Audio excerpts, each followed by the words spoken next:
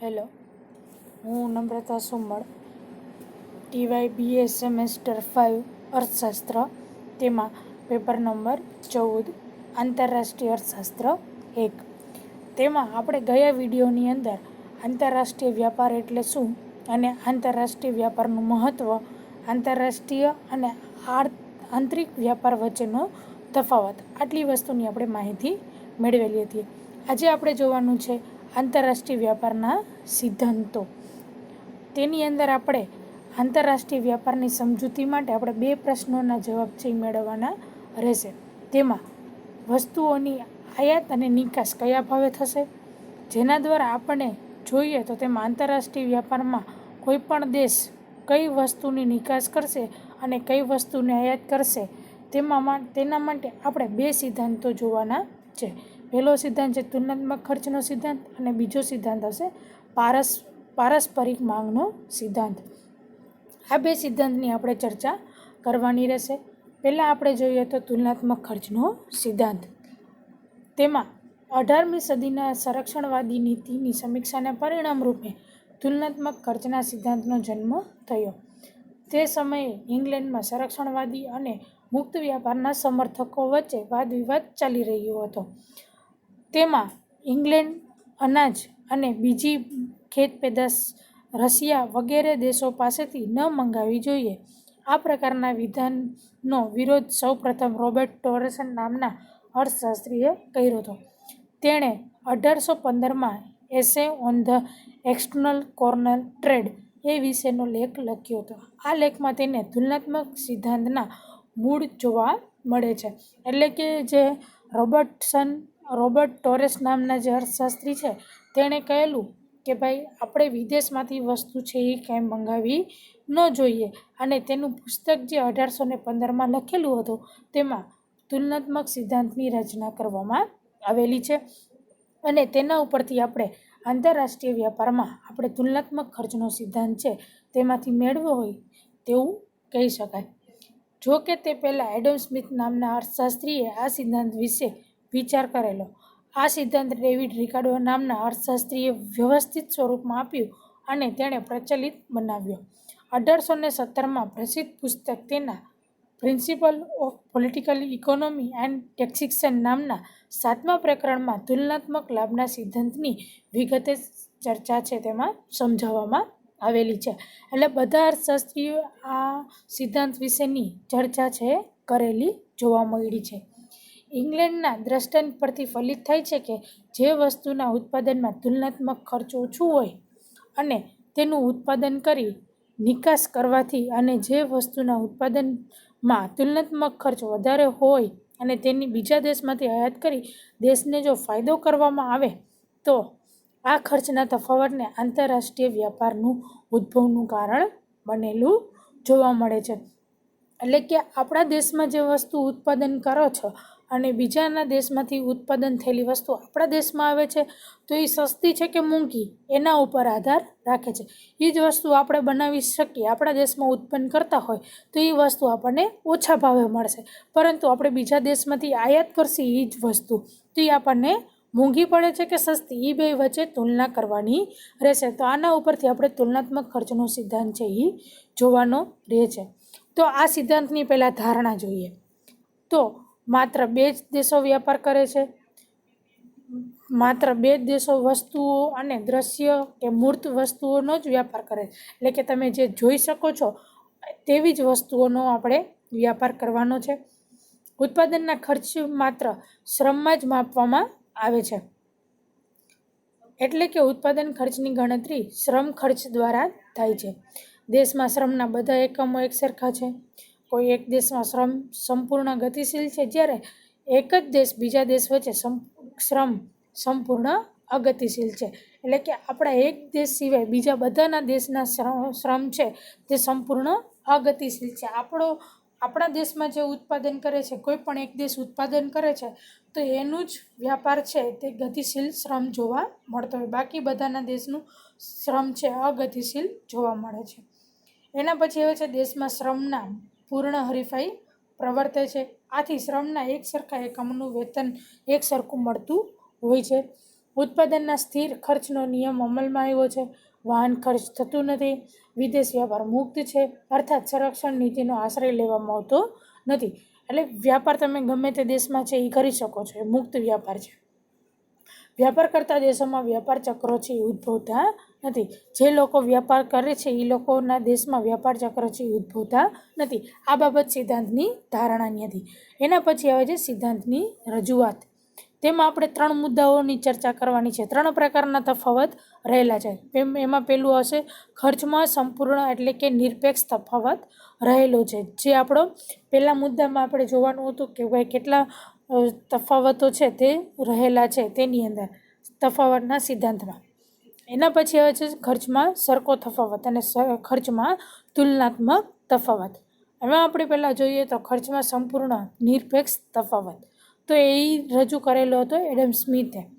Adam Smith એવી માન્યતા ધરાવતા હતા કે ખર્ચમાં સંપૂર્ણ તફાવતને કારણે 2 દેશો વ્યાપાર છે વચ્ચે વ્યાપારનો ઉદ્ભવ થયેલો જોવા મળે છે.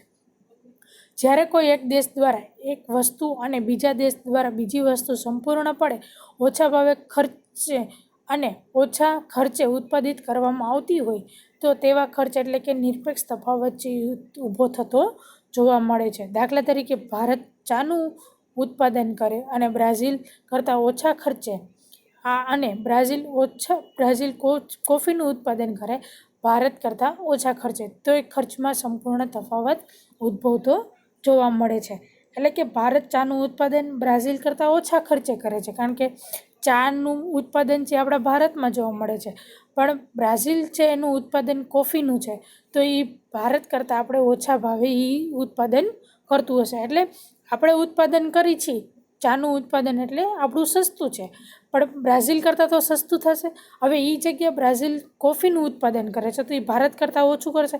હવે એ જ પ્રશ્ન છે, આપણે એમ કહીએ કે ભાઈ ભારતવાળા છે એ કોફીનું ઉત્પાદન કરે અને કોફીવાળા જે બ્રાઝિલ છે એ ચાનું ઉત્પાદન કરે, તો એ બેયને ખર્ચો છે એ વધુ પડતો થશે, એ ઓછા ખર્ચે કરી શકશે નહીં. પરંતુ જે વસ્તુ જે દેશને યોગ્ય હોય, ખર્ચમાં સસ્તી હોય, ઉત્પાદન આસાનીથી થઈ શકતી હોય, એવી જમીન હોય, એવી આબોહવા હોય, તો એના ખર્ચમાં તેનો તફાવત છે એ સંપૂર્ણપણે સરખો જોવા મળશે. એટલે કે એને તફાવત એની સાથે રહેલો હોય છે. આમ જીબી હેબલર પણ જણાવે છે કે દુનિયાના મોટા ભાગનો વ્યાપાર સંપૂર્ણ તફાવત પર આધાર રાખતો હોય છે અને તેમાં વ્યાપારના દેશો વચ્ચે પણ વ્યાપાર છે એ કરી શકતા હોય છે. અને પછી આપણે કોષ્ટક દ્વારા માહિતી મેળવી કે ચાનું ઉત્પાદન પડતર કિંમત કેટલી પડે છે અને કેટલા કલાકમાં કેટલી વસ્તુનું આપણે ઉત્પાદન કરી શકીએ છીએ તે માટેનું એક કોષ્ટક આપેલું છે. તેમાં જોઈએ તો 20 કલાક શ્રમ વડે કામ કરવામાં આવે છે, ઉત્પાદનના એકમો છે અને પડતર વિનિમય દર છે. તો એની અંદર જુઓ તો ચાનું ઉત્પાદન આપણે ભારતમાં કરી છીએ અને કોફીનું ઉત્પાદન આપણે બ્રાઝિલમાં કરે છે. હવે બ્રાઝિલ પોતે ચાનું ઉત્પાદન 2% કરે છે અને કોફી પોતે બનાવે છે, એટલે ચાર વસ્તુઓનું ઉત્પાદન શ્રમ વડે છે એ કરવામાં આવતું હોય છે. બેયની પડતર કિંમત ચાની રૂપિયો જ છે અને કોફી છે જ્યારે બનાવવા જાય છે, ભારત જ્યારે કોફી બનાવે છે ત્યારે એની કિંમત 2 છે, તો એને 1/2 જેટલી કોફીના એકમ છે એ મળશે. અને બ્રાઝિલ જ્યારે ચા બનાવવા જશે ત્યારે એને 2 એકમ જેટલા કામ છે ને શ્રમ વડે લગાડવા પડશે. એટલે આપણે જે ઉત્પાદન કરી છીએ, જે વસ્તુ મેળવી છીએ એના કરતાં આપણે ઓછું ઉત્પાદન કરીએ છીએ, એના કરતાં આપણે ચાનું ઉત્પાદન વધુ કરતા હોઈએ છીએ. આમાં અડધો એકમનું ઉત્પાદન કરશે.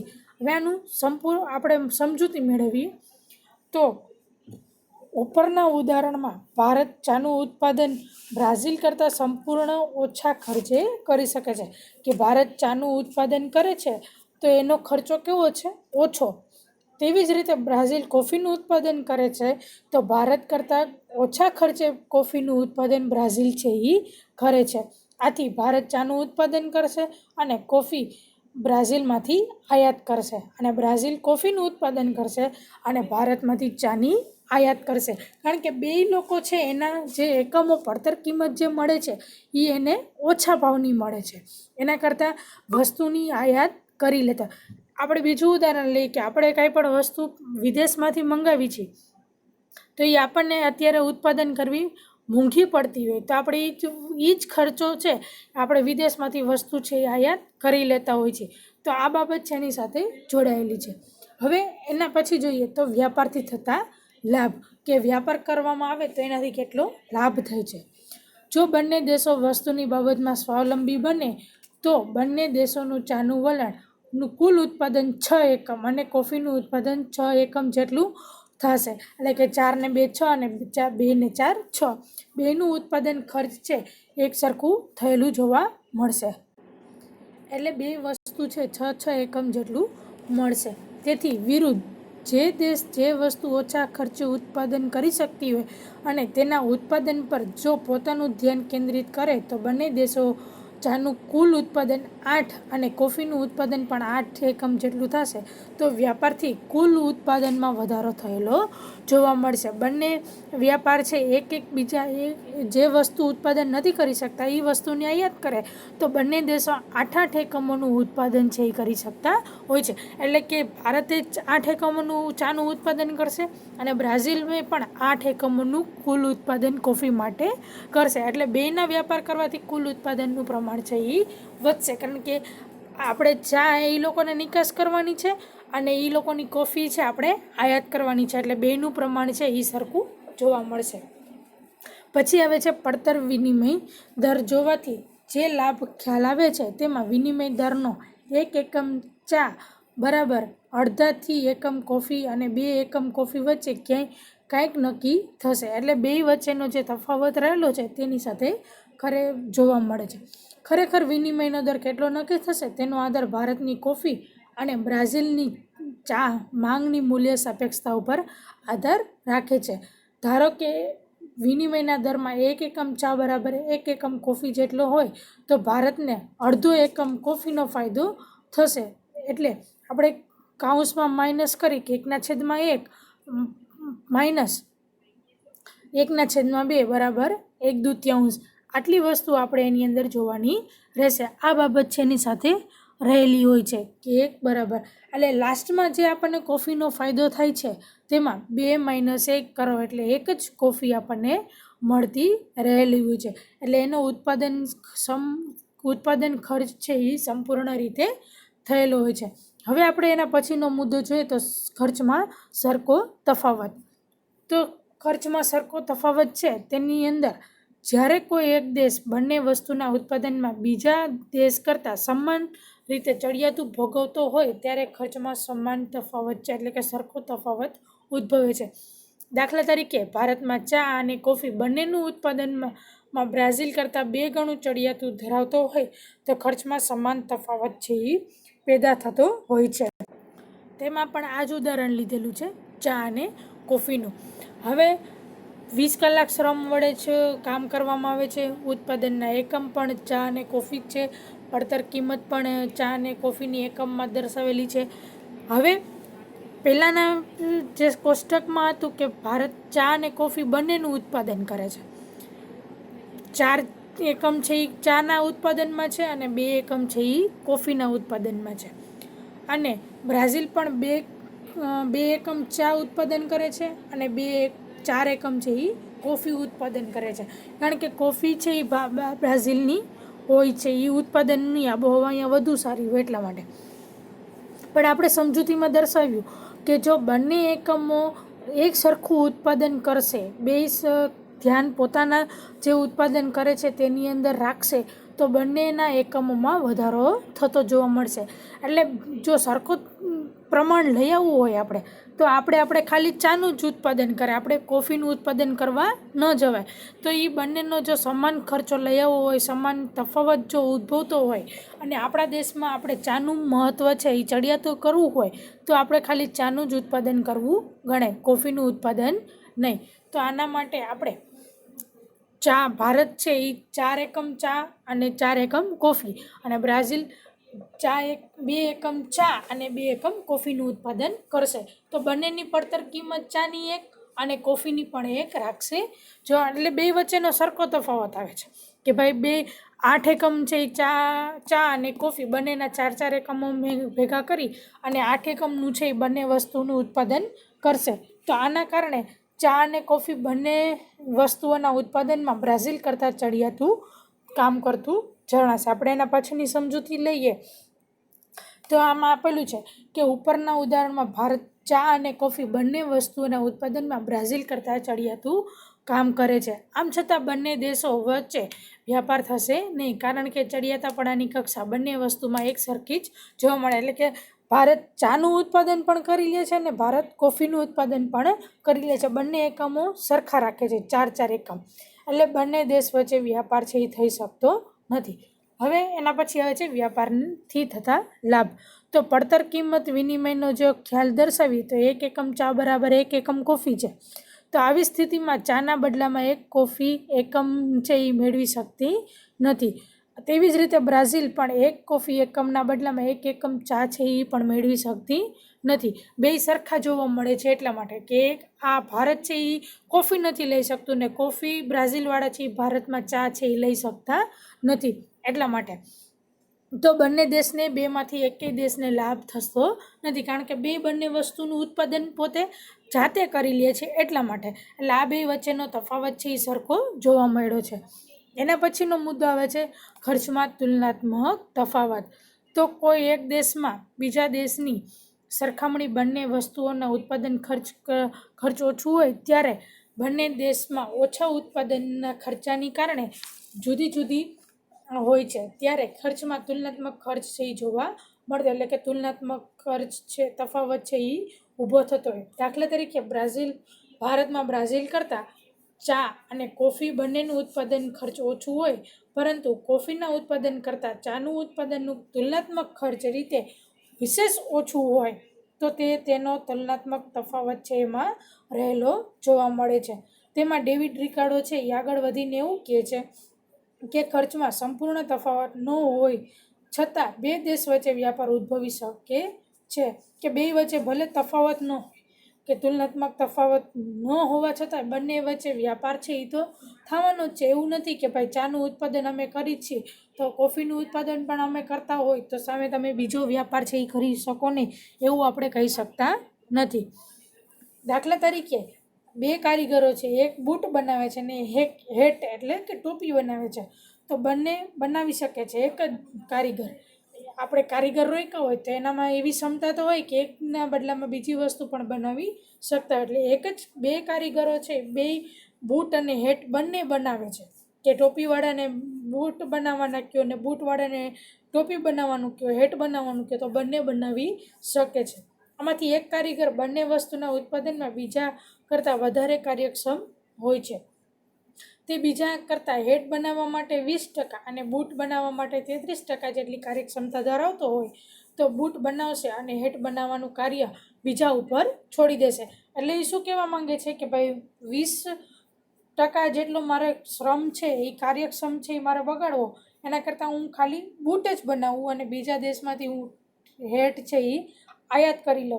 એટલે એ બીજા કારીગરને છે એ આપી દેશે અને બીજા કારીગરનું કામ છે એ છેવટે બંનેને ફાયદો થશે. એટલે કે જે વસ્તુ આપણે ઉત્પાદન કરી છીએ એની પાછળ એટલો ખર્ચો કરી એના કરતાં એ જ વસ્તુ એ જ ભાવે એ જ કિંમતે આપણને મળી રહેતી હોય તો આપણે બીજા વ્યક્તિને આપણે બહારે બનાવવા માટે દઈ દેતા હોય છે. તો આ કારણોસર પર તુલનાત્મક તફાવત છે એ રહેલો હોય છે. પછી ડેવિડ રિકાર્ડોના મતે એવું કીધું છે કે આંતરરાષ્ટ્રીય વ્યાપાર અસ્તિત્વ માટે એક દેશ એક વસ્તુના ઉત્પાદનમાં અને બીજી વસ્તુના ઉત્પાદનમાં વધુ કાર્યક્ષમ હોય તેવું જ જરૂરી હોતું હોય છે. કે ભાઈ એક દેશ છે એ એક જ વસ્તુ બનાવતું હોય અને બીજો દેશ છે એ બીજી વસ્તુ બનાવતું હોય તો એવું જરૂરી નથી કે બંને દેશ એક જ વસ્તુ ન બનાવી શકે. આજે આપણો દેશ છે એ ગમે તે વસ્તુનું ઉત્પાદન કરવું હોય તો કરી શકે છે અને વધુ માહિતી પણ આપી શકે. અને ડેવિડ રિકાર્ડોના મતે એવું એટલે જ કીધું છે કે આંતરરાષ્ટ્રીય વ્યાપાર જો કરવામાં આવે તો બંનેના કાર્યક્ષમની અંદર આપણે વધુ કામ કરી અને એક દેશ છે એવું નથી કે એક જ વસ્તુનું ઉત્પાદન કરે. બંનેની વસ્તુની બાબતમાં વધારે કાર્યક્ષમતા હોય અને કોકની ઓછી કાર્યક્ષમતા હોય તો જુદી જુદી હોય તો આંતરરાષ્ટ્રીય વ્યાપાર પણ ઉદ્ભવતો જોવા મળે છે. એટલે એક વસ્તુ ઉત્પાદન કરવા માટે બીજા દેશના વધારે કાર્યક્ષમ હોય તો આપણે એ વસ્તુ એને મોકલાવી દેવાની ને એની પાસેથી જે કાર્યક્ષમતામાંથી જે વસ્તુ આપણે જોતી હોય એ આપણે ખુદે મેળવી લેવાની રહેતી હોય છે.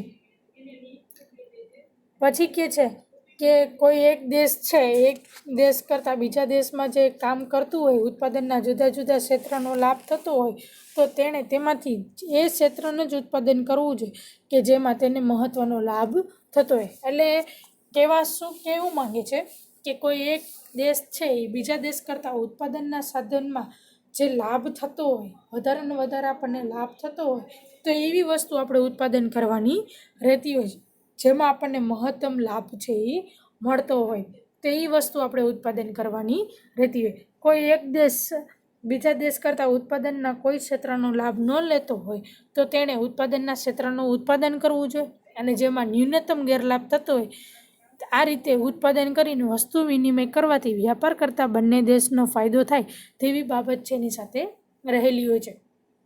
હવે આમાં ઉદાહરણ આપેલું છે. ધારો કે પોર્ટુગલ 1 એકમ દારૂનું ઉત્પાદન કરવા માટે 80 કલાકનો શ્રમ લે છે અને 1 એકમ કાપડનું ઉત્પાદન કરવા માટે 90 કલાકનો શ્રમ લે છે. તો ઇંગ્લેન્ડ 1 એકમ દારૂનું ઉત્પાદન કરવા માટે 120 કલાકનો શ્રમ અને 1 એકમ કાપડનું ઉત્પાદન કરવા માટે 100 કલાકનો શ્રમ છે એ કામે લગાડવો પડતો હોય. આ બંનેનું ઉદાહરણ આપેલું છે. તો આમાં એક કોષ્ટક પણ આપેલું છે કે દેશ છે પોર્ટુગલ અને ઇંગ્લેન્ડ છે. 1 એકમ દારૂનું ઉત્પાદન કરવા પાછળ પોર્ટુગલ છે 80 કલાક લે છે અને ઇંગ્લેન્ડ છે 120 કલાક લે છે. જ્યારે 1 એકમ કાપડનું ઉત્પાદન ખર્ચ છે એ 90 કલાક લે છે અને ઇંગ્લેન્ડ છે એ કાપડ બનાવવા માટેનું ઉત્પાદન ખર્ચ છે એ 100 રૂપિયા લગાડે છે. તો 80 જેમ 90 અને 120 જેમ 100. હવે દરેક દેશમાં વિનિમય ગુણોત્તર જે પડતર કિંમત આપેલી છે કે 1 એકમ દારૂ બરાબર 0.88 એકમ કાપડ અને 1 એકમ કાપડ બરાબર 1.12 એકમ દારૂ છે એ મળશે. હવે 1 એકમ આપણે જો દારૂ જોતો હોય તો આપણે 0.88 એકમ કાપડનું ઉત્પાદન કરવાનું રહેતું હોય અને જ્યારે ઇંગ્લેન્ડને કાપડ જોતું હોય ત્યારે 1 એકમ કાપડ બરાબર આપણે 1.12 એટલું આપણને દારૂ છે એ મળશે. એવું આમાં કહેવા માંગે છે જે ગુણોત્તરનું પ્રમાણ નક્કી કરે છે એ. જ્યારે ઇંગ્લેન્ડ છે 1 એકમ દારૂ બરાબર 1.2 કાપડ બનશે અને 1 એકમ કાપડ બરાબર 0.83 એકમ દારૂ છે એ મેળવશે. તો આ બાબત છે એના કોષ્ટકની આપેલી છે. હવે એની આપણે સમજૂતી જોઈએ. તો ઉપરોક્ત ઉદાહરણમાં પોર્ટુગલ દારૂ અને કાપડ બંને ઉત્પાદનમાં તુલનાત્મક રીતે લાભ છે, પરંતુ કાપડના ઉત્પાદન કરતાં દારૂના ઉત્પાદનમાં અને ઇંગ્લેન્ડ કરતાં વધારે લાભ છે એ પ્રાપ્ત થતો જોવા મળે છે. એટલે કે જે આપણે કાપડનું ઉત્પાદન કરે છે એના કરતાં દારૂના ઉત્પાદનમાં ઇંગ્લેન્ડ છે વધુ લાભ પ્રાપ્ત કરતો હોય છે. આથી એમ કહી શકાય કે કાપડ કરતાં દારૂના ઉત્પાદનમાં તેને તુલનાત્મક ખર્ચ છે એ ઓછું જોવા મળે છે. તેથી વિરુદ્ધ પોર્ટુગલની સરખામણીમાં ઇંગ્લેન્ડને દારૂ અને કાપડ બંનેમાં ઉત્પાદનમાં ગેરલાભ થતો હોય છે, પરંતુ દારૂ કરતાં કાપડના ઉત્પાદનમાં તેને તુલનાત્મક ખર્ચ છે એ ઓછો જોવા મળે છે, એટલે એને ગેરલાભ થતો જોવા મળે છે. પોર્ટુગલ બંને વસ્તુનું ઉત્પાદન ઇંગ્લેન્ડ કરતાં ઓછા ખર્ચે કરી શકે છે. આમ છતાં લાભ અને ગેરલાભમાં તુલનાત્મક ખર્ચનો ગુણોત્તર પ્રમાણ છે એ વિશિષ્ટીકરણ જન્માવતો હોય છે કે બંને વચ્ચેનો તફાવત છે એ ક્યાં થાય છે? પડતર કિંમતમાં અને પડતર વિનિમય દરમાં. બાકી બંને દેશ છે એ બે વસ્તુનું ઉત્પાદન તો કરી જ શકતા હોય છે. એટલે આ બાબત છે એની સાથે જોડાયેલી છે તુલનાત્મક ખર્ચના આધારની અંદર. હવે પોર્ટુગલ પણ આ જ વસ્તુ છે એ બનાવવા માટે ગુણોત્તર પ્રમાણ સરખાવતો નથી. તુલનાત્મક ખર્ચ ઉત્પન્ન થતું હોય છે. બંને દેશના વ્યાપારમાં વિશિષ્ટીકરણ સાધી શકે છે. તો આ જ બાબત છે એને ગુણોત્તર પ્રમાણમાં આપણે જોઈએ તો પોર્ટુગલની દ્રષ્ટિએ દારૂનું ખર્ચોનો ગુણોત્તર પ્રમાણ 80/120 તો 0.67 છે અને કાપડનું 90/100 એટલે 0.90 છે. તો એવું જોઈ શકાય છે કે 90/100 કરતાં 80/120 ખર્ચનું પ્રમાણ છે એ ઓછું છે. અર્થાત 90/100 અને 80/120 આથી પોર્ટુગલ છે એ વિશિષ્ટીકરણ સાધી અને ઇંગ્લેન્ડની દ્રષ્ટિએ પણ દારૂના ખર્ચનું પ્રમાણ છે 120/80 કરતા નાખે તો 1.5 એકમ છે એવું મળશે. ને જ્યારે કાપડનું ઉત્પાદન છે 100/90 કરી નાખી તો 1.1 છે તે સાબિત છે કરવામાં આવે છે. આમ હોવાથી ઇંગ્લેન્ડ કાપડના ઉત્પાદનમાં વિશિષ્ટીકરણ સાધે છે અને આમ પોર્ટુગલ દારૂ અને ઇંગ્લેન્ડ કાપડનું ઉત્પાદન કરશે.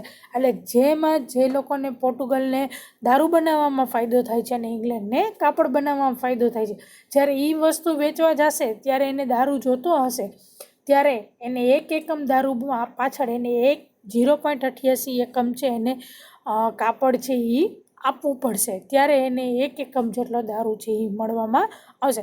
પરંતુ પોર્ટુગલ છે એ દારૂનું જ ઉત્પાદન કરે ને ઇંગ્લેન્ડ છે કાપડનું જ ઉત્પાદન કરે તો બંનેને ફાયદો છે એ જોવા મળશે. બંનેને કામ કરવાની તુલનાત્મક ખર્ચ છે એ બે સરખો જોવા મળશે, કારણ કે જેટલા ઉત્પાદન કરે છે દારૂ પાછળ જેટલો એકમો ખર્ચે છે એના કરતાં તો એને ડબલ છે એ કાપડની વસ્તુ મેળવવામાં રહેશે. એટલે પોર્ટુગલ છે ઇંગ્લેન્ડ પાસેથી કાપડ મંગાવી લેશે અને ઇંગ્લેન્ડ છે એ પોર્ટુગલ પાસેથી દારૂ મંગાવી લેશે.